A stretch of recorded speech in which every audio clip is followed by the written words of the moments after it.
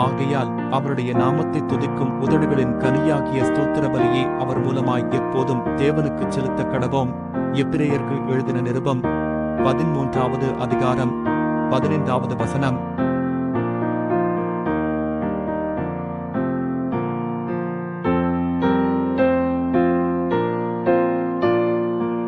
ஆகையால் அவருடைய நாமத்தை துதிக்கும் உதடுகளின் கனியாகிய ஸ்தோத்திர பலியை அவர் மூலமாய் எப்போதும் தேவனுக்குச் செலுத்த கடவோம். எபிரேயருக்கு எழுதின நிருபம் 13வது அதிகாரம் 15வது வசனம்.